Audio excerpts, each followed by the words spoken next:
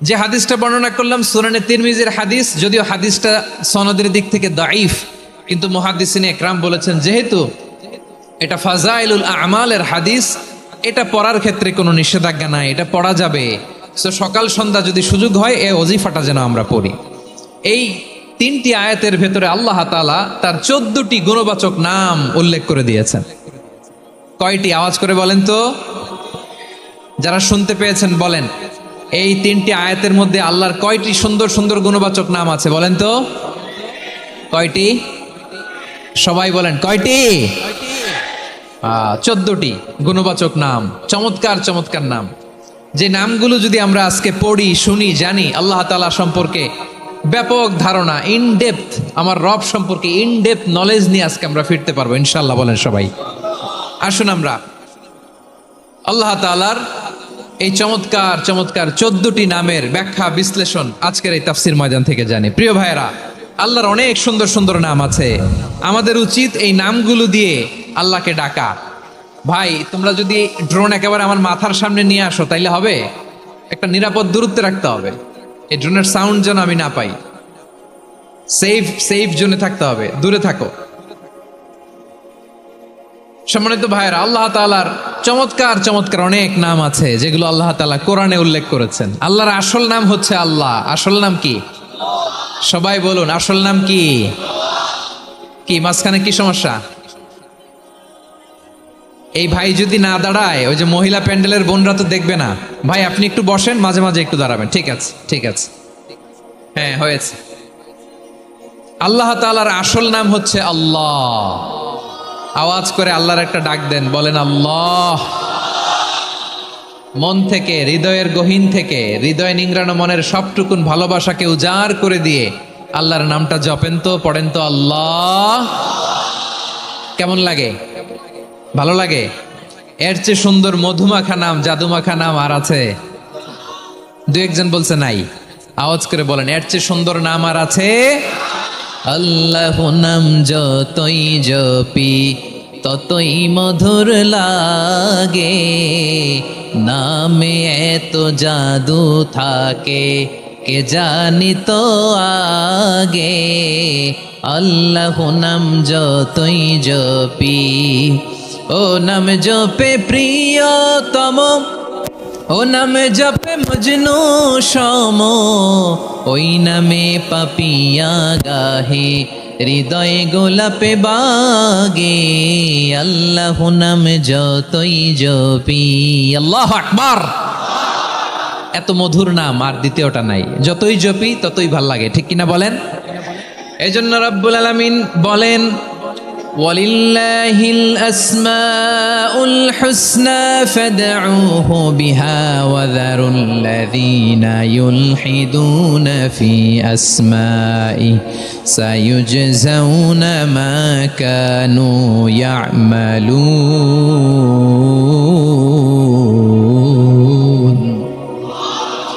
আল্লাহ বললেন, আমার অনেক সুন্দর সুন্দর নাম আছে, অনেকগুলো গুণবাচক সুন্দরতম নাম আছে। তোমরা এই নামগুলো ধরে আমি আল্লাহরে ডাকো, আর যারা আমি আল্লাহর নামের বিকৃতি ঘটায় তাদেরকে তোমরা বর্জন করো। আর তারা দুনিয়াতে যা করেছে আখিরাতের ফল তারা ঠিকই পাবে। সুবহানাল্লাহ বলেন। আল্লাহর অনেক সুন্দর সুন্দর নাম আছে, এগুলো ধরে ডাকতে বলা হয়েছে। আর যারা আল্লাহর নামের বিকৃতি করে তাদেরকে বর্জন করতে বলা হয়েছে। আপনি আল্লাহর নামের জিকির যখন করবেন, আপনি আমার আল্লাহর নামের বিকৃতি করতে পারবেন? বারোয়াখালীর ভাইয়েরা বুঝে থাকলে আওয়াজ দেন, আল্লাহর নামের বিকৃতি করা যাবে? আপনি যখন জিকির করবেন স্পষ্ট শব্দে আল্লাহর নামটা বোঝা যেতে হবে। সুবহানাল্লাহ, আলহামদুলিল্লাহ, লা ইলাহা ইল্লাল্লাহ, আল্লাহু আকবার। একসাথে মিলিয়ে করেন অথবা আলাদা আলাদা করেন, অথবা শুধু আল্লাহ আল্লাহ এই নামের জিকিরও যদি করেন স্পষ্ট বোঝা যাইতে হবে। আল্লাহর নামের বিকৃতি করা যাবে, কিন্তু আল্লাহর নামের বিকৃতি করে জিকির এদেশে আছে না নাই? আছে। দেখবেন জিকিরের মধ্যে হুই হুই হুই হুই হুই এরকম করতেছে, আছে না নাই? সবাই মিলে লাফাচ্ছে, দফাচ্ছে, মাথা ঝুলাচ্ছে, আর কি কি যেন বলে, ওইটার মধ্যে আমি আল্লাহর নাম খুঁজে পাই না, এরকম আছে না নাই? হ্যাঁ, হই হই করে কিম্ভূত কিমাকার অদ্ভুত আওয়াজ করে তারা জিকির করে, সেখানে আল্লাহর নাম নাই, এই জিকির আল্লাহর কাছে গ্রহণযোগ্য হবে? আল্লাহ বলেন ওয়াযারুল্লাযীনা ইউলহিদুনা ফি আসমাইহি, খবরদার আমার নামের যারা বিকৃতি ঘটায় তাদেরকে তোমরা বর্জন করো। এজন্য জিকির যখন করব সুস্পষ্টভাবে আল্লাহ তাআলার নাম সেখানে থাকতে হবে, ঠিক কিনা বলেন? আবার আল্লাহ বলেন যেমন মনে চায় তেমন জিকির তোমরা করো না। ফাযকুরুল্লাহা কামা আল্লামাকুম মা লাম তাকুনু তা'লামুন, তোমরা জানতে না, আল্লাহ তোমাদের জানিয়েছেন কেমন করে আল্লাহর নামের জিকির করতে হয়, যেমন আল্লাহ শিখিয়েছেন তেমন করে আল্লাহরে ডাকো, ঠিক কিনা বলেন? আল্লাহ তাআলা যেমন শিখিয়েছেন তেমন ভাবে আল্লাহ তাআলাকে ডাকতে হবে, ঠিক ওই পদ্ধতিতে আল্লাহ তাআলার নাম যুক্ত হবে। কোন পদ্ধতিতে সেটাও আল্লাহ বলে দিচ্ছেন। আল্লাহ তাআলা বললেন ওয়াজকুর রাব্বাকা ফি নাফসিকা তাদাররুআন ওয়া খীফাতান ওয়া দুনাল জাহরি মিনাল কওলি বিল গুদুই ওয়াল আসাল ওয়া লা তাকুম মিনাল গাফিলিন, খবরদার আল্লাহর নামের জিকির করো, আল্লাহকে ডাকো। ফি নাফসিকা মনে মনে, তাদাররুআন সবিনয়ে, খীফাতান ভীত বিহবল চিত্তে, দুনাল জাহারি মিনাল কওল অনুচ্চ স্বরে অনুচ্চ আওয়াজে, এভাবে আল্লাহর ডাকলে সেই ডাকা কবুল করে নিবে কে? তাহলে আল্লাহকে জপতে হবে মনে মনে, সবিনয়ে, ভীত বিহবল চিত্তে, অনুচ্চ স্বরে, এভাবে জিকির করতে হবে। বিশ্ব ইসলাম এবং বিশ্বনবীর সাহাবারা ঠিক এই পদ্ধতিতে আল্লাহ তাআলাকে ডাকতেন। তাহলে এই যে আল্লাহ তাআলার সুন্দর সুন্দর নামগুলো আছে, এগুলো ধরে আমরা আল্লাহ তাআলার জিকির করব, তার প্রশংসা করব, তার পবিত্রতা বর্ণনা করব, তাহলে খুশি হবেন কে? বিষ্ণু ঈসা ইসলাম বলেন আশ-শাইতানু জাসিম আলা কলবি ইবনে আদম, শয়তান বনি আদমের কলবের মধ্যে এরকম খামচি মেরে বসে থাকে। খামচি বোঝেন তো? শয়তান বনি আদমের হৃদয়ে কলবে খামচি মেরে বসে থাকে। ফাইদা যাকারাল্লাহ খানাসা, যখন মানুষ আল্লাহর জিকির করে শয়তান দৌড়ে পালায়। ওয়াইদা গাফালা ওয়াসওয়াসা, আর মানুষ যখন অমনোযোগী হয়, গাফিল হয়, শয়তান আবার টেম্পটেশন দেয়, আবার ধোঁকা দেয়, আবার ওয়াসওয়াসা দেয়।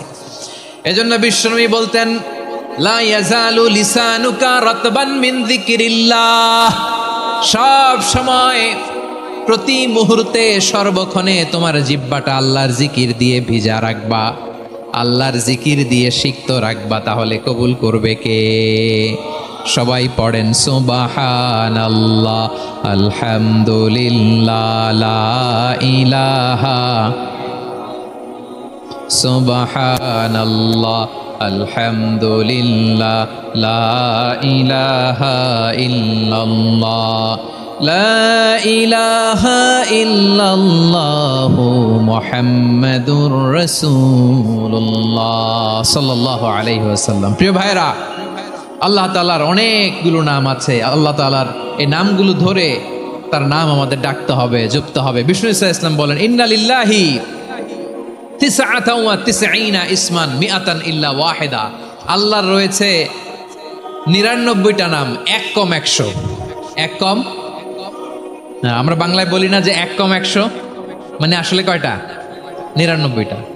বিশ্বনবী বলেন আল্লাহর 99টা নাম আছে, মিআতান ইল্লা ওয়াহিদা, এক কম 100। মান আহসাহা দাখালাল জান্নাহ, যে ব্যক্তি 99 নাম মুখস্থ করে তার সিনার ভেতরে রাখবে, আল্লাহ তাআলা তাকে জান্নাত দিয়ে ধন্য করে দেবে। এবার বলেন আল্লাহর নামগুলো জানার দরকার আছে না নাই? এই নামগুলো আমরা জপব, মুখস্থ করব। এই নামগুলো আগে আয়ত্ত করতে হবে। এই নামের যে অর্থ সেটা অনুধাবন করতে হবে। এই নামের যে দাবি সেটা মানতে হবে। সিবগাতাল্লাহ ওয়া মান আহসানু মিনাল্লাহি সিবগা ওয়া নাহনু লাহু আবিদুন, আল্লাহর রঙে রঙিন হইতে হবে। আমার আল্লাহ দয়ালু, আমরাও দয়ালু হতে হবে। আমার আল্লাহ সহনশীল, আমরাও সহনশীলতার চর্চা করতে হবে। আমার আল্লাহ মেহেরবান, আমরাও মেহেরবান হতে হবে। বিষ্ণু ঈসা ইসলাম আল্লাহর এই চমৎকার সুন্দরতম নামগুলো ধরে ধরে আল্লাহর কাছে চাইতেন। আপনি যখন দোয়া করবেন, আল্লাহর নামগুলো ধরে যদি দোয়া করেন, আল্লাহ ওই দোয়া ফিরায় দেয় না। সুবহানাল্লাহ বলেন। আপনি যদি দোয়ার মধ্যে বলেন ইয়া রহমান, সবাই বলেন ইয়া রহমান, ইয়া রহিম, ইয়া হাইয়্যু, ইয়া কাইয়ুম, আল্লাহর চমৎকার নামগুলো ধরে ধরে যদি আল্লাহর কাছে ফরিয়াদ করেন, আল্লাহর নামগুলো ডাকেন, আপনার দোয়া মুহূর্তেই কবুল করবে কে? বিষ্ণু ঈসা ইসলাম এভাবে আল্লাহর নামগুলো ধরে ধরে জিকির করতেন, আল্লাহর নাম জপতেন। তিনি বলতেন, আসআলুকা বিকুল্লি ইসমিন হুয়া লাক, আল্লাহ তোমার যত নাম আছে সব নামের ওসিলায় তোমার কাছে ফরিয়াদ করি, সব নামের ওসিলায়। আনসালতাহু ফি কিতাবিক, যে নাম তুমি তোমার কিতাবে নাজিল করেছো, আও আল্লামতাহু আহাদাম মিন খালকিক, অথবা তোমার কোন সৃষ্টিকে তোমার নাম তুমি জানিয়েছো, আও ইস্তাসারতা বিহি ফি ইলমিল গায়বি ইনদাক, অথবা গায়েবের জ্ঞানে তুমি তোমার নিজের জন্য ওই নামগুলো সংরক্ষিত রেখে দিয়েছো, সব নামের ওসিলায় তোমার কাছে চাই। সুবহানাল্লাহ পড়েন। তার মানে আল্লাহ তোমার যে নামগুলো আমরা জানি এগুলার ওসিলায়ও চাই, যে নামগুলো আমরা জানি না সেগুলোর ওসিলায়ও চাই। আল্লাহর সব নাম আল্লাহ আমাদেরকে জানায় নাই, কিছু নাম জানিয়েছেন, কিছু নাম তিনি জানান নাই। সুবহানাল্লাহ বলেন। আল্লাহ তাআলা তার কিছু নাম কোরআনে উল্লেখ করেছেন, কিছু নাম স্পেশাল কিছু নবীদেরকে জানিয়েছেন, আর কাউকে জানান নাই। কিছু নাম তিনি কিয়ামতের দিন আমাদের সামনে প্রকাশ করবেন যে এইটাও আমার একটা নাম, এটা তোমরা কেউ জানতা না। সুবহানাল্লাহ, সারপ্রাইজ হিসেবে আল্লাহ তাআলা রেখে দিয়েছে, কেউ জানে না। কিয়ামতের দিন আল্লাহ তাআলা সেই নামগুলো জানাবেন। আর কিছু নাম আছে সেই নামগুলো আল্লাহ কোরআনেও বলে নাই, কোন নবীরেও জানায় নাই, কিয়ামতের দিনও সারপ্রাইজ হিসাবেও জানাবে না। ওই নামগুলো স্বয়ং খোদ আল্লাহ ছাড়া কেউ জানে না। এজন্য বিশ্বনবী দোয়ার সময় বলতেন, আল্লাহ তোমার যে নামগুলো জানি, যে নামগুলো জানি না, সব নামের বরকতে তোমার দরবারে চাই, সব নামের ওসিলায় তোমার কাছে ফরিয়াদ করি। সুবহানাল্লাহ বলেন। তাহলে সূরা হাশরের মধ্যে আমরা আল্লাহর মোট কয়টা নাম পাবো দেখি, মনে আছে কিনা? হ্যাঁ, কয়টা? আওয়াজ করে বলেন, কয়টা? মাশাআল্লাহ। এই 14টা শোনার আগ্রহ আছে? এই দু একজন যে ওঠা বসা করতেছেন, এই ডাস্টে তো ডাস্ট অ্যালার্জি হয়ে যাবে, ধুলাবালিতে। আসার সময় তো অনেক ধুলা খাওয়াইছেন আমার এই জায়গায়। একটু শান্ত হয়ে বসেন, আমরা শান্ত হয়ে বসি, অল্প কিছু সময় কিছু কথা আলোকপাত করব, তারপর আমরা বিদায় নিব। উঠবো না, কেউ দাঁড়াবো না, উঠবো না। সেই গতকাল থেকে, গত রাত থেকে আমি দেখেছি তো আপনাদের কাণ্ড কারখানা, ভিডিওতে দেখেছি। কাঁথা বালিশ নিয়ে গত রাতে চলে আসছে। অনেক কষ্ট করে অনেক সময় অপেক্ষা করেছেন, আর অল্প কিছু কয়েক মিনিট আপনারা বসেন, আমরা একসাথে বিদায় নেব ইনশাআল্লাহ। তাহলে প্রিয় বারুয়াখালীবাসী, বলেন তো সূরা হাশরের শেষ 3 আয়াতে আল্লাহর কয়টা নামের দেখা মিলবে? সবাই একসাথে আওয়াজ করে, কয়টা? আসুন আমরা শুরু করে দিই। আল্লাহ তাআলা বলছেন, হুয়াল্লাহুল্লাযী লা ইলাহা ইল্লা হুয়া আলিমুল গায়বি ওয়াশ শাহাদাতি হুয়ার রহমানুর রহিম। আল্লাহ বলেন, হুয়াল্লাহ, তিনি হলেন আল্লাহ, আল্লাযী লা ইলাহা ইল্লা হু, তিনি ছাড়া কোনো ইলাহ নাই। আছে নাকি?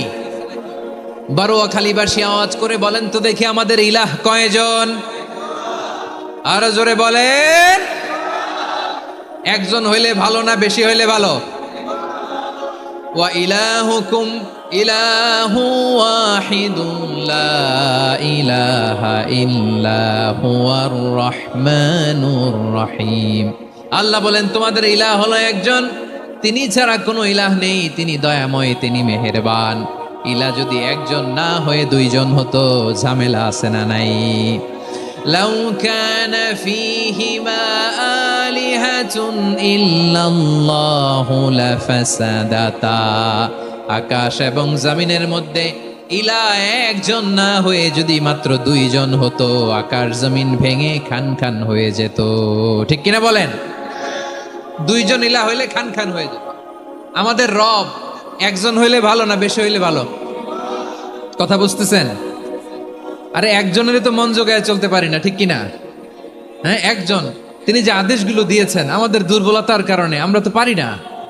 যদি 10 জন হইতো, ওই 10 জনরে হ্যাপি করতে পারতাম, তাদেরকে স্যাটিসফাই করা যেত এত সহজে। 10 জনের 10 নিয়ম থাকতো।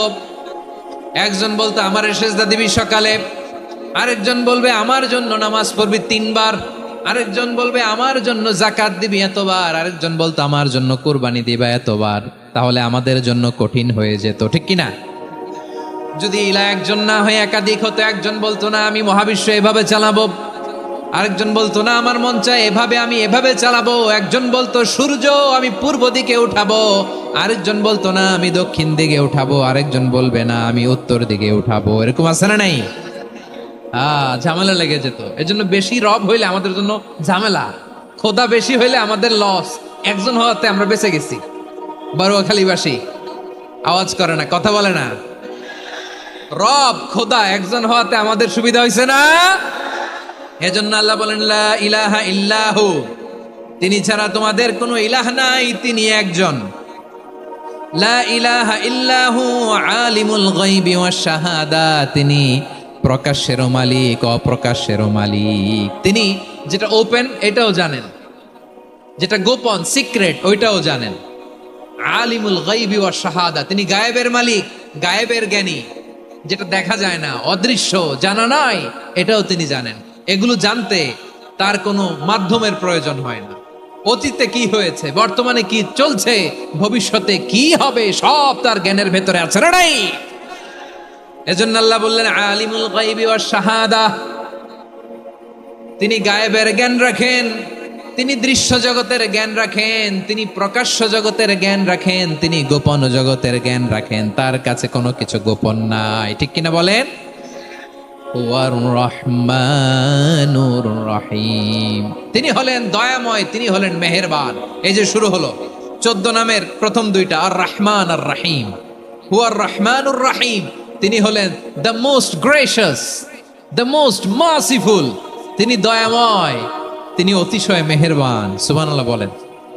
তার দয়ার কোনো শেষ নাই, তার মায়ার কোনো শেষ নাই। আল্লাহ, তাহলে 14টা নামের মধ্যে কয়টা পাইলাম? একটা কি? আর রহমান। বারোয়াখালীবাসী বুঝে থাকলে আওয়াজ করে বলেন প্রথমটা কি? 2 নাম্বার আর রহিম। আওয়াজ করে বলেন 2 নাম্বার। আওয়াজ করে সবাই গলা ছেড়ে দিয়ে উত্তর দেন তো, প্রথম নামটা কি, দ্বিতীয় নামটা? আর রহিম। রহমান আল্লাহর one of the major names, আল্লাহর মৌলিক নামগুলোর মধ্যে গুরুত্বপূর্ণ একটা নাম হচ্ছে রহমান। গুরুত্বপূর্ণ নাম কি? রহমান, দয়ার সাগর, মায়ার সাগর। রহমানুন ফিদ দুনিয়া ওয়া রহিমুন ফিল আখিরা। এই দুনিয়ার জন্য আল্লাহ রহমান, দুনিয়াতে আল্লাহ সবাইরে দয়া করে, কাফিররাও করে, মুসলিমরাও করে। আর আখিরাতের জন্য তিনি রহিম, সেখানে কাফির মুশরিকদের জন্য আল্লাহর পক্ষ থেকে কোনো দয়া থাকবে না। চিল্লায় বলেন ঠিক কি না? এজন্য আল্লাহ বললেন আমার মৌলিক একটা নাম হলো রহমান। আল্লাহর পরে অন্য কোন নাম দিয়ে যদি তোমরা আমার নাম প্রকাশ করতে চাও, জপতে চাও, ডাকতে চাও, তোমরা রহমান নামে ডাকো। রব্বুল আলামিন ইরশাদ করেন কুলিদুল্লাহ আও ইদউর রহমান আইয়াম্মা তাদউ ফালাহুল আসমাউল হুসনা। আমাকে আল্লাহ নামে ডাকো কিংবা আমি আল্লাহকে রহমান নামে ডাকো, যে নামেই ডাকো না কেন আমার আছে অনেকগুলো সুন্দর সুন্দর নাম। যে নামেই ডাকো আমি শুনি, ডাকলেই আমি সাড়া দেই। সকালে ডাকলেও সাড়া দেই, দুপুরে ডাকলেও সাড়া দেই, মাঝ রাতেও যদি আমরা বিপদে পড়ি ডাকলে আমাদের ডাকে সাড়া দেয় কে? সবাই বলুন তো, সাড়া দেয় কে? আবার বিশ্বনবী যখন মক্কায় দাওয়াত দিচ্ছিলেন, তিনি মাঝে মাঝে আল্লাহর নাম বলছিলেন, মাঝে মাঝে তিনি রহমান নাম বলছিলেন। যখন তিনি বললেন ওয়াইদা কিলা লাহুমুসজুদু লিররহমানি ক্বালু ওয়ামার রহমান। বিশ্বনবী মক্কায় যখন মক্কার কাফিরদেরকে, কুরাইশদেরকে বলল তোমরা রহমানকে সেজদা দাও, রহমানের ইবাদত করো, রহমানের জন্য সেজদায় লুটিয়ে পড়ো, মক্কাবাসী বলে রহমান আবার কে? রহমান রে তো চিনি না। রহমানকে আল্লাহ চিনি, রহমান চিনি না। মক্কাবাসী কি বলে? কারে চিনে? আল্লাহরে চিনে। কারে চিনে না? রহমান কে তো চিনি না। রহমান আবার কোত্থেকে আসলো? কে Rahman? Who is this Rahman? যখন তারা বলে রহমান রে চিনি না, আল্লাহর গায়রতে আঘাত লেগেছে। আল্লাহ বলে রহমান রে চিনো না, না? তাদেরকে চিনানোর জন্য আল্লাহ ৭৮ আয়াত বিশিষ্ট আর রহমান নামে কোরআনে একটা সূরা নাজিল করেছেন।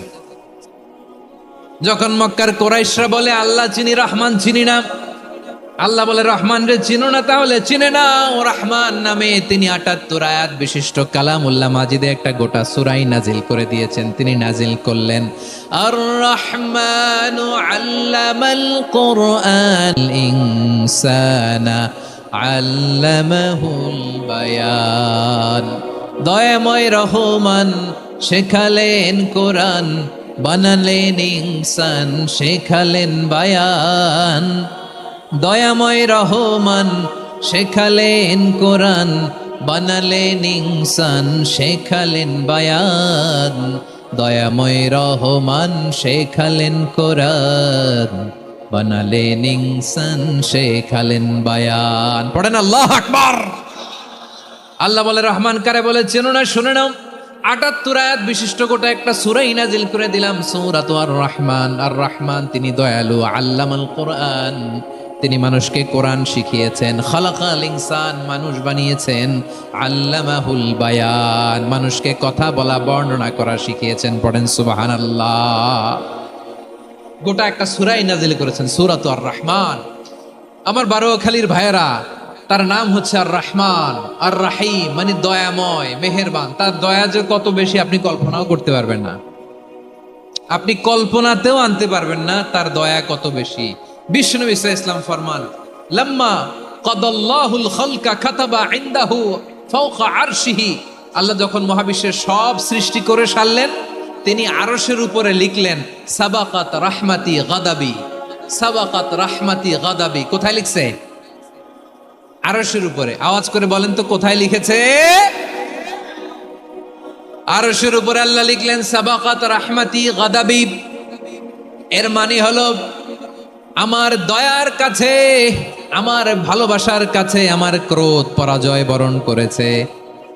আমার দয়ার কাছে আমার রাগ কিংবা ক্রোধ পরাজয় বরণ করেছে। মানে আমি আল্লাহর দয়া আছে, আবার আমি আল্লাহর ক্রোধ বা রাগ আছে, কিন্তু আমি আল্লাহর রাগের চেয়ে দয়া বেশি। আওয়াজ করে বলেন, আল্লাহর রাগ বেশি না দয়া বেশি? আল্লাহর যদি রাগ থাকতো আমরা বাঁচতে পারতাম? যে পরিমাণে আকাম কুকাম আমরা করি, অপকর্ম করি, অন্যায় করি, জুলুম করে জুলুমের আড্ডাখানা বানিয়ে রেখেছি গোটা দুনিয়াকে, আল্লাহ যদি মুহূর্তে মুহূর্তে রেগে যেতেন আমরা বাঁচতে পারতাম? মহাবিশ্ব সৃষ্টির পরেই তিনি আরশের উপরে লিখেছেন সাবাকাত রাহমাতি গাদাবি, মানে আমি আমার দয়ার কাছে আমি আল্লাহর ক্রোধ, রাগ, ক্ষোভ এটা পরাজিত হয়েছে। সুবহানাল্লাহ বলেন। আবার বিষ্ণু বললেন জাআলাল্লাহুর রাহমাতা মিয়াতা জুজ, আল্লাহ দয়ার ভালোবাসাকে 100 টুকরা করলেন। 99 টুকরা দয়া মায়া ভালোবাসা আল্লাহ নিজের কাছে রেখে দিলেন, আর 1 টুকরা দয়া মায়া ভালোবাসা আল্লাহ গোটা বিশ্বের সবার মাঝে ঢেলে দিলেন। দয়া মায়া ভালোবাসা 100 টুকরা করে আল্লাহ নিজের কাছে রাখছেন কয় টুকরা? সবাই বলেন 99 টুকরা। আর গোটা বিশ্বের সবার মাঝে ভাগ করে দিয়েছেন কয় টুকরা? এবার এই 1 টুকরার নমুনা দেখেন তো পৃথিবীতে।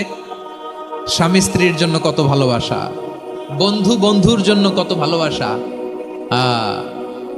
গার্লফ্রেন্ড বয়ফ্রেন্ডের জন্য গলায় ফাঁস লাগায়, আছে না নাই? এই এখন গলার আওয়াজ বাড়ছে ইয়াংদের। হুজুর এখন গার্লফ্রেন্ড বয়ফ্রেন্ডের ভিতরে ঢুকছে, এখন আমরা আছি হুজুর। জেগে উঠছে বারোয়াখালী। দেখেন এই তো কয়েকদিন আগেই তো, কত বছরের 12 না কত বছরের এক মেয়ে, কত বছর? 11। ওই দেখেন সব মুখস্থ দুষ্টগুলার, আর কিছু মুখস্থ না থাকলে এগুলো মুখস্থ। 11 বছরের, তারে কি বলবো, তরুণীও তো না, কিশোরী। এই কিশোরী ভালোবাসার টানে বাপ মা থুইয়া চলে গেছে কোথায়? দেখেন ভালোবাসারে আল্লাহ 100 টুকরা করেছেন, 99 টুকরা ভালোবাসা আল্লাহ নিজের জন্য রেখেছেন, 1 টুকরা আমাদের সবাইকে ভাগ করে দিয়েছে। যত পাখি আছে পৃথিবীতে, যত মাছ আছে, যত প্রাণী আছে, যত মানুষ আছে, যত জিন আছে, আমরা সবাই মিলে পেয়েছি ভালোবাসার কয় টুকরা? আর আরশে আজিমের অধিপতি আল্লাহ, তিনি তার কাছে ভালোবাসা রেখে দিয়েছেন কয় টুকরা? তাহলে এবার আওয়াজ করে বলেন, আল্লাহর রাগ বেশি নাকি দয়া বেশি? আল্লাহ তুমি দয়ার সাগর রহমানুর রহিম, তোমার দয়ায় পূর্ণ আমার সারা নিশিদিন। সবাই পড়েন, আল্লাহ তুমি দয়ার সাগর রহমানুর রহিম, তোমার দয়ায় পূর্ণ আমার সারা নিশিদিন। আল্লাহ আকবার। আল্লাহ বলেন রাহমাতি ওয়াসিয়াত কুল্লা শাই, গোটা বিশ্বের সব জায়গায় আমি আল্লাহর রহমত বিস্তৃত, এমন কোন জায়গা নাই যেখানে আমি আল্লাহর রহমত নাই। ঠিক কিনা বলেন? এমন কোন জায়গা নাই আমি আল্লাহর রহমত নাই। আমি আল্লাহর রহমত ছাড়া গাছের একটা পাতা নড়ে না। আমি আল্লাহর দয়ার রহমত ছাড়া গাছের একটা পাতা পড়ে না। আমি আল্লাহর দয়ার রহমত ছাড়া আকাশ থেকে এক ফোঁটা বৃষ্টি ঝরে না। তিনি হলেন রহমান, তিনি হলেন রাহিম। ঠিক কিনা বলে? আল্লাহরে চিনতেছেন? আলোচনার বিষয় কি? আসুন আমাদের রবকে চিনি। তিনি হলেন আর রহমান, তিনি হলেন আর রাহিম। তার দয়ার কোনো শেষ নাই, তার মায়ার কোনো শেষ নাই। বনি ইসরাইলের এক লোক 500 বছর আল্লাহর ইবাদত করেছে। কয় বছর? কোথায় জানেন? সাগরের মাঝখানে এক পাহাড়। ওই পাহাড়ের উপরে বসে 500 বছর টানা আল্লাহর ইবাদত। দিনে আর রাতে একবার করে নিচে নামতেন। সেখানে আল্লাহ তাআলা পাথরের ভেতর থেকে তার জন্য মিঠা পানির ব্যবস্থা করে দিয়েছেন, আর একটা ডালিম গাছের ব্যবস্থা করে দিয়েছেন। সকালে নামলে একটা টসটসে ডালিম, রাতে নামলে টসটসে ডালিম। এগুলো খেয়ে খেয়ে 500 বছর সে আল্লাহর ইবাদত করেছে। আর সে আল্লাহর কাছে বলেছে, আল্লাহ আমি যখন মারা যাব সেজদারত অবস্থায় যেন মারা যাই। ঠিকই আল্লাহ সেজদারত অবস্থায় সাইয়েদনা আজরাইলকে পাঠিয়ে দিলেন। সেজদারত অবস্থায় লোকটা মারা গেল। 500 বছর ইবাদতের পরে আল্লাহর দরবারে কিয়ামতের কঠিন ময়দানে যখন লোকটা হাজির হয়ে যাবে, আল্লাহ বলবেন আদখিলু আবদি আল জান্নাতা বিরহমাতি, আমার বান্দাকে আমার দয়া, আমার ভালোবাসা দিয়ে জান্নাতে ঢুকায়া দাও। 500 বছর ইবাদত করছে তো আমার দয়ায় আমার বান্দারে জান্নাত দাও। এই বান্দা বলে বালবি আমালি, আল্লাহ তোমার দয়া লাগবে কেন? আমি আমার আমল দিয়ে জান্নাতে যেতে চাই। কি দিয়ে? কথা বুঝে নাই বোধহয়। আল্লাহর এই বান্দা কি দিয়ে জান্নাতে ঢুকতে চায়? আমল দিয়ে। আল্লাহ বলছে আমার দয়ায় আমার বান্দারা জান্নাতে নিয়ে যাও। ফেরেশতারা এ বলে আল্লাহ তোমার দয়া লাগবে কেন? সেজদা তো কম দেই নাই, জিকির করতে করতে 500 বছর শেষ করে দিলাম, আবার তোমার দয়া লাগবে?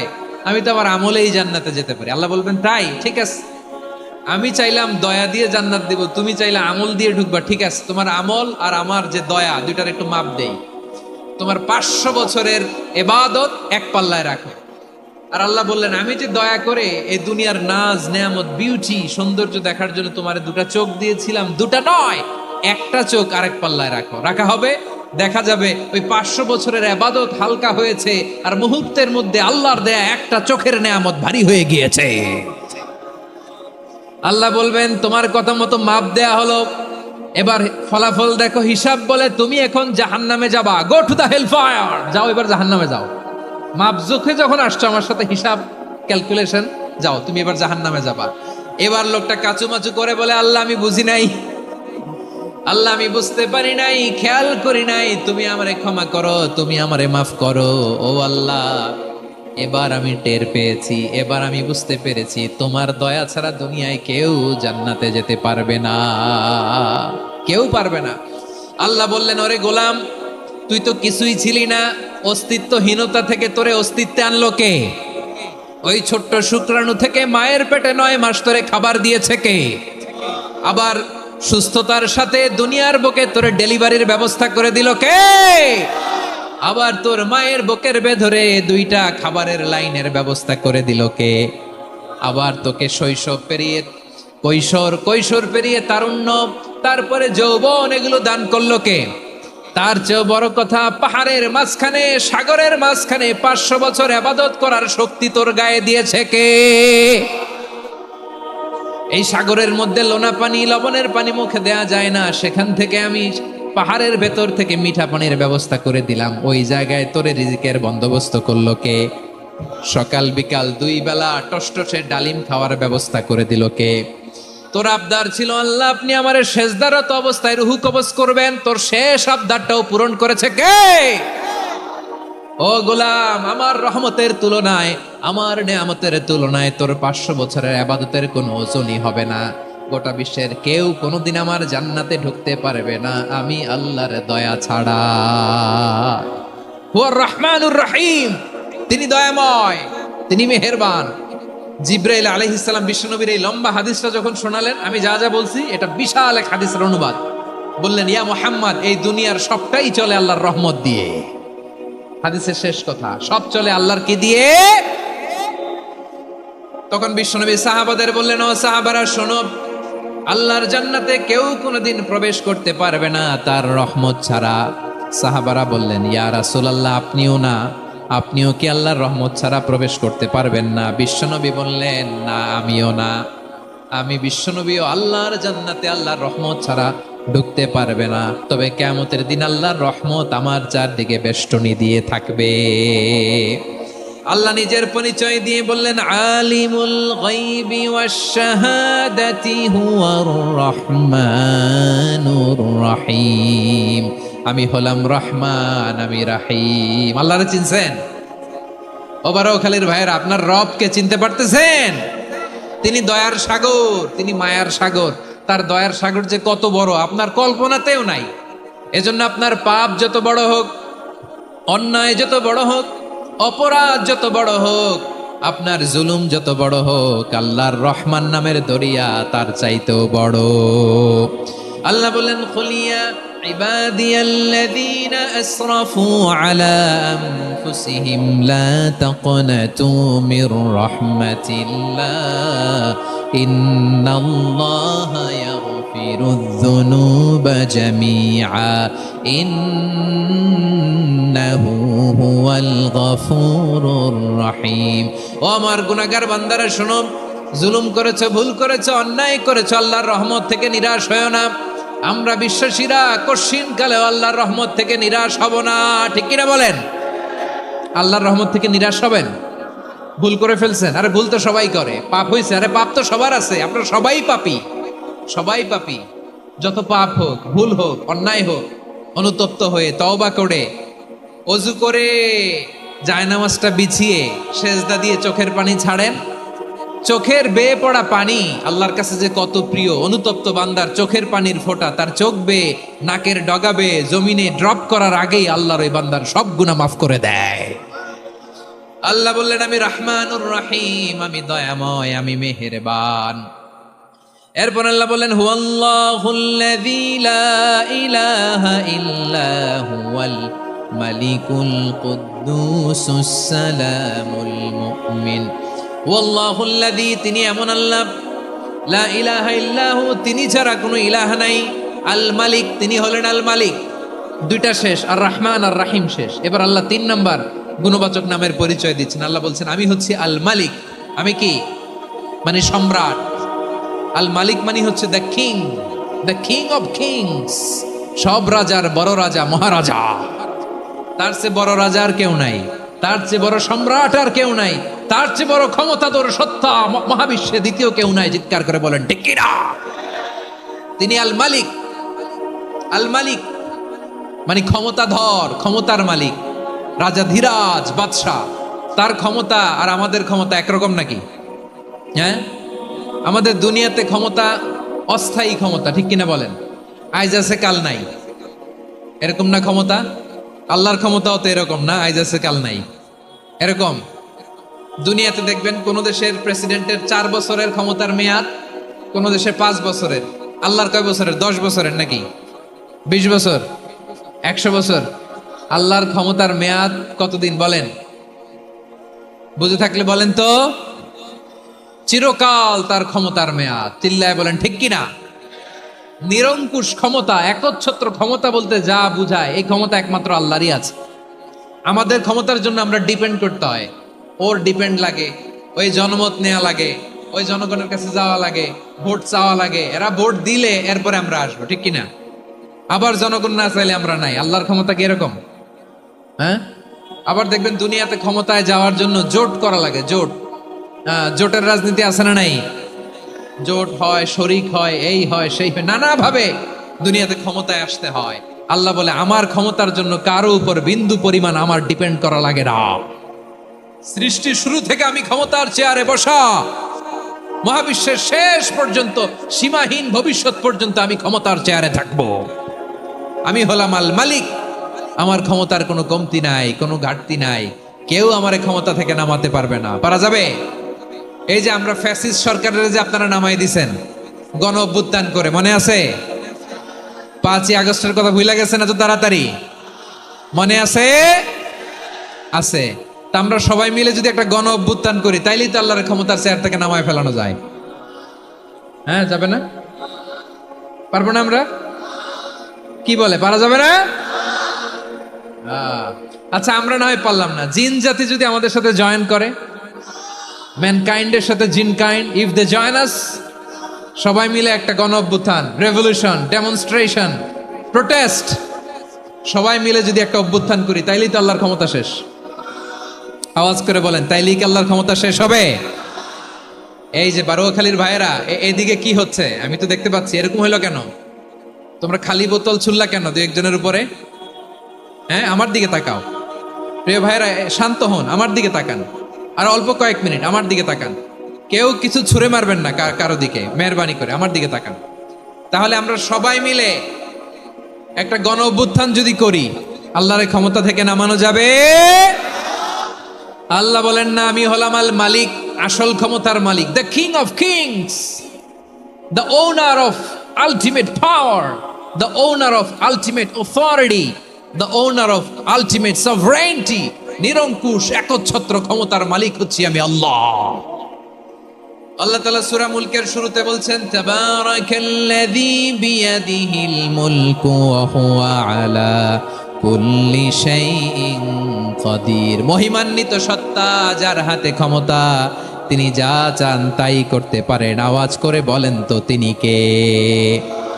আবার আল্লাহ বলেন, কুলিল্লাহুম্মা মালিকাল মুলকি তুতিল মুলকা মান তাশাউ ওয়া তানজিউল মুলকা মিম্মান তাশা ওয়া তুইজ্জু মান তাশাউ ওয়া তুযিল্লু মান তাশাউ বিয়াদিকাল খায়র ইন্নাকা আলা কুল্লি শাইইন কাদির। আল্লাহু আকবার।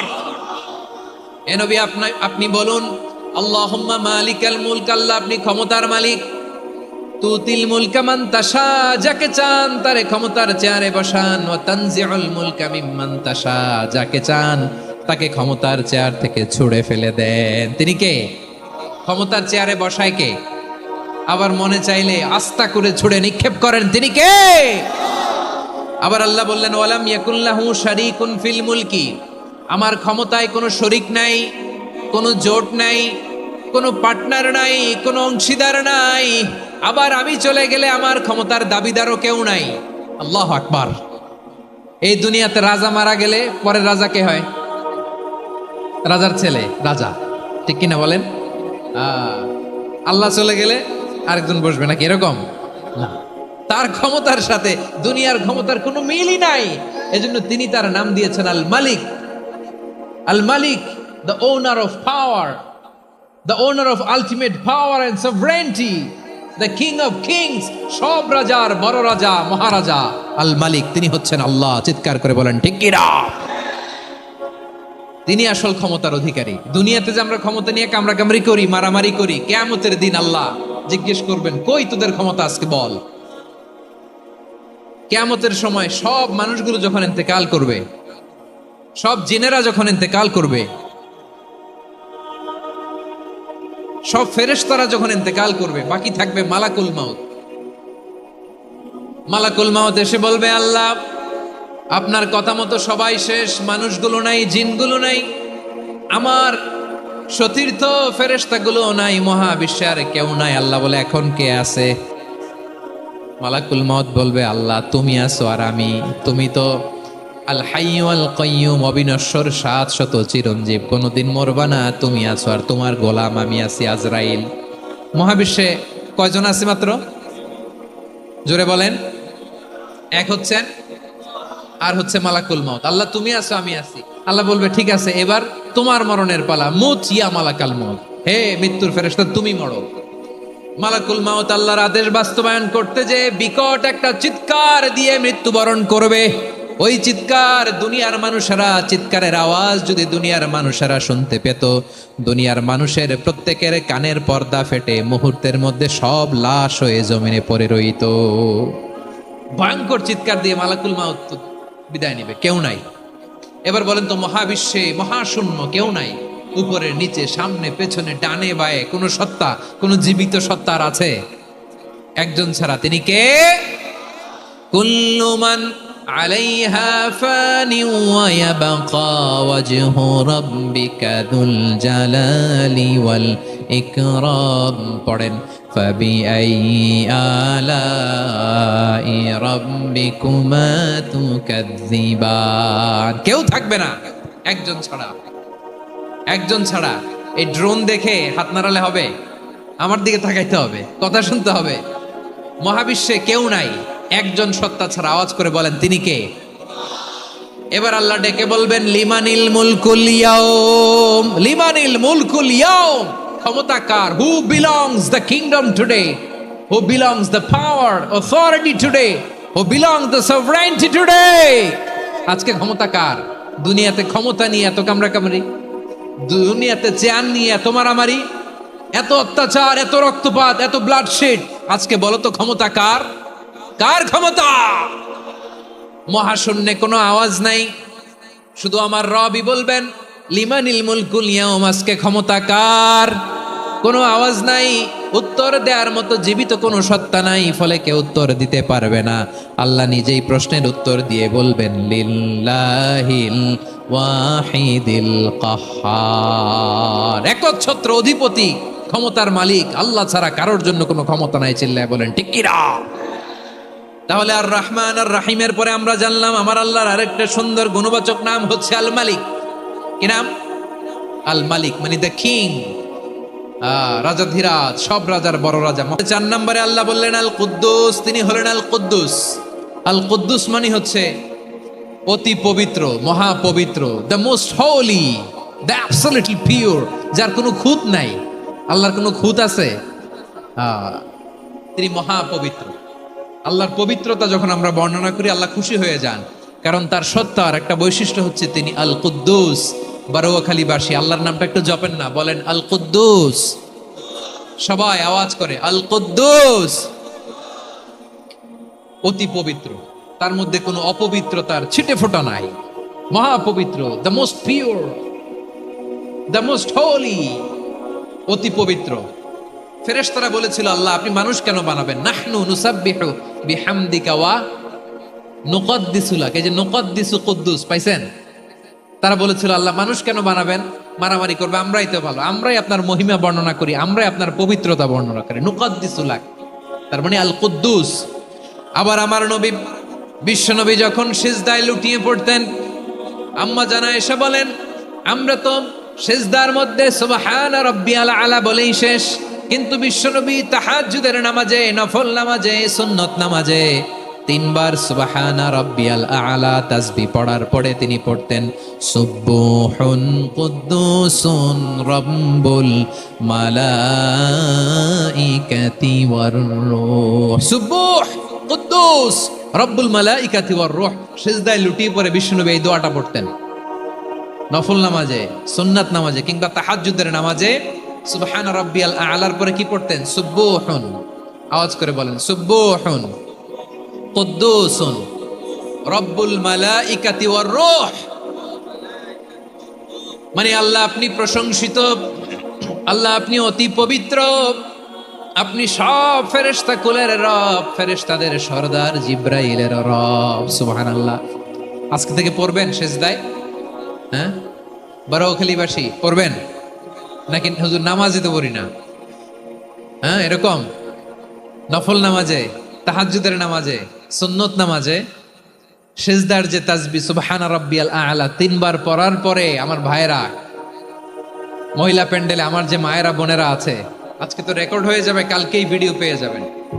3 বার সুবহান রাব্বিয়াল আলা পড়ার পরে পড়বেন সুবহুন কুদ্দুসুন রব্বুল মালাইকাতি ওয়ার রূহ। পড়বেন তো ইনশাআল্লাহ। আবার বিশ্বনবী বলেন, ইন্নাল্লাহা তাইয়্যিব লা ইয়াকবালু ইল্লা তাইয়্যিবা। আল্লাহ পবিত্র, পবিত্রতা ছাড়া তিনি কিছু গ্রহণ করেন না, অপবিত্র কোনো কিছু আল্লাহ গ্রহণ করে না। অনেকে আছে ঘুষ খায়, সুদ খায়, অন্যায় অপরাধ চাঁদাবাজি যা আছে সব করে, হারাম টাকা, হারাম উপার্জন। এই হারাম উপার্জন দিয়ে আবার মসজিদ বানায়, আছে না নাই? ইনকাম সবটাই হারাম, ওইটা দিয়ে আবার এতিমখানা বানায়, আছে না নাই? আছে। ওইটা আল্লাহ কবুল করবে না, কারণ আল্লাহ নিজে পবিত্র। পবিত্র না হলে কিছুই অ্যাকসেপ্ট করেন না। সুবহানাল্লাহ পড়েন। তাহলে বুঝলাম তিনি আল কুদ্দুস মানে অতি পবিত্র। এরপরে আল্লাহ বলেন আমি হচ্ছি আসসালাম। আওয়াজ করে বলেন আসসালাম। আসসালাম মানে হচ্ছে শান্তির আধার। সালাম মানে কি? শান্তির আধার, যার কাছ থেকে শান্তি আসে। দ্য সোর্স অফ পিস, তিনি শান্তির আধার। এজন্য আমরা একে অপরের সাথে দেখা হলে কি বলি? সালাম। কি বলি? সালাম সালাম হাজার সালাম, সকল শহীদ স্মরণে আমার হৃদয় রেখে যেতে চাই তাদের স্মৃতির চরণে। সবাই বলেন সালাম সালাম হাজার সালাম, সকল শহীদ স্মরণে আমার হৃদয় রেখে যেতে চাই তাদের স্মৃতির চরণে। পড়েন আমিন। আমরা সকল ভাষা শহীদ, সকল মুক্তিযোদ্ধা, তাদের জন্য দোয়া করি। এবং 24-এর ছাত্র নাগরিক অভ্যুত্থানে যারা শাহাদাতের সর্বোচ্চ নাজরানা পেশ করে এই নতুন ভোরের বাংলাদেশ আমাদেরকে উপহার দিয়েছে, তাদের জন্য আল্লাহর কাছে দোয়া করি। সবাই বলেন আমিন।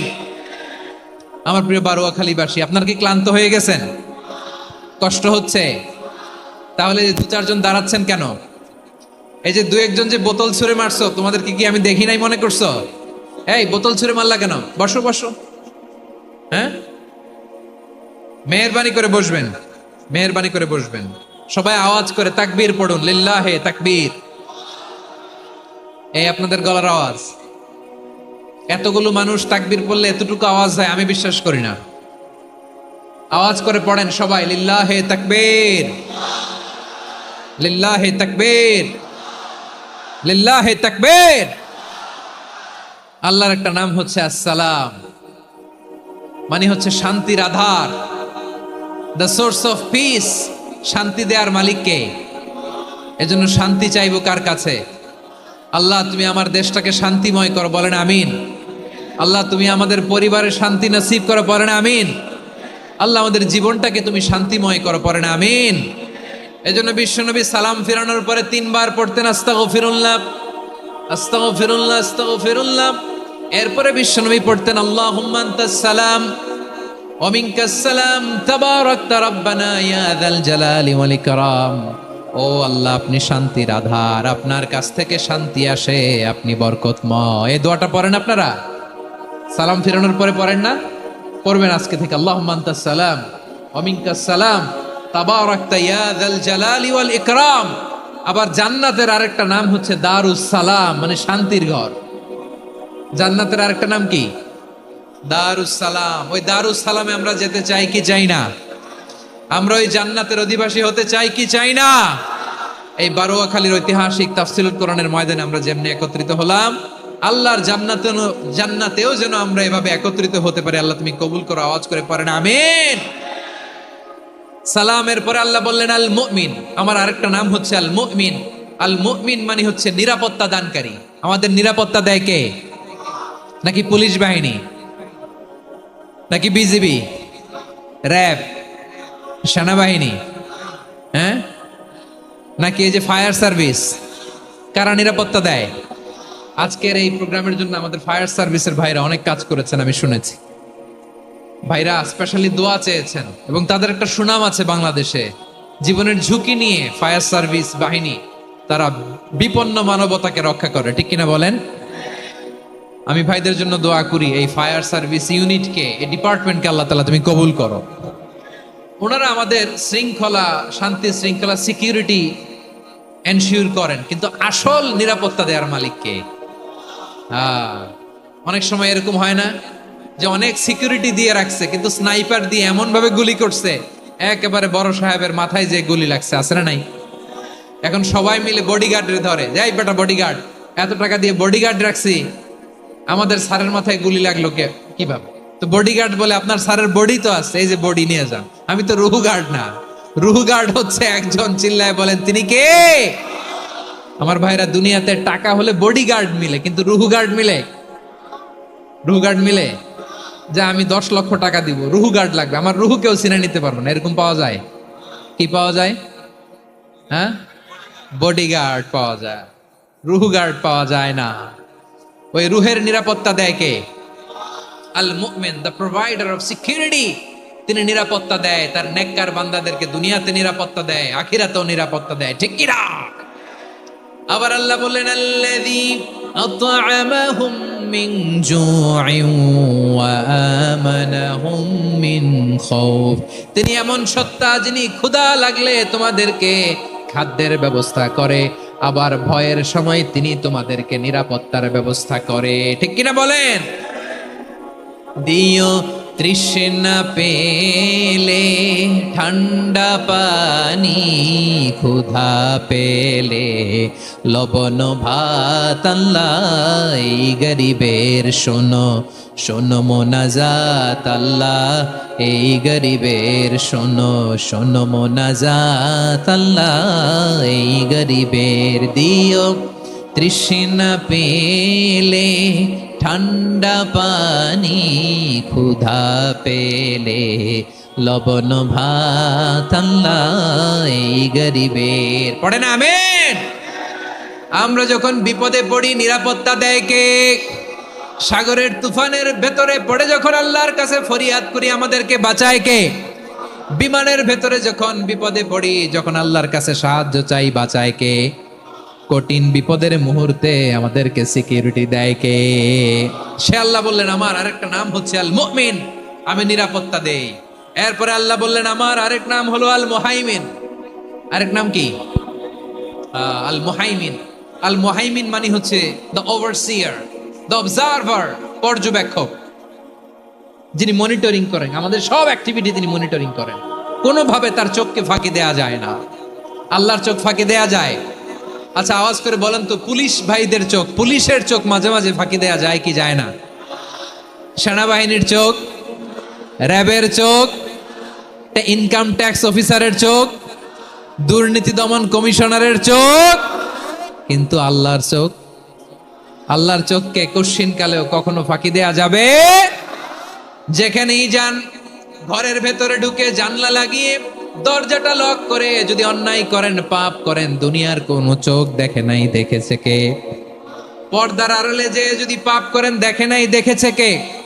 গহীন সাগর তলে ঢুকেও যদি অন্যায় করেন, কেউ দেখে না, সেটা দেখেন কে? আপনি কি ভাবছেন আটলান্টিক মহাসাগরের ভিতরে চলে গেলে তার আল্লাহ দেখবে না? প্রিয় বারোয়াখালীবাসী, আপনারা ওশেন গেট কোম্পানি নাম শুনছেন? ওশেন গেট, তারা এই যে টিটান সাবমার্সিবল একটা সাবমেরিনের মতো বানাইছিল, যেটা টাইটানিক জাহাজের ভগ্নাংশ দেখার জন্য অনেক লোক যে মারা গেছিল না, ওটা সাগরের একেবারে গহীনে চলে যায়। এই টিটান সাবমার্সিবল দিয়ে সাগরের একেবারে গহীনে চলে যাওয়া যায়। তো ওইটার ভিতরে ঢুকে যদি আপনি আটলান্টিকের তলায় চলে যান, তাইলেই তো আল্লাহর ফাঁকি দিতে পারবেন, আর তো আল্লাহ দেখতে পারবে না।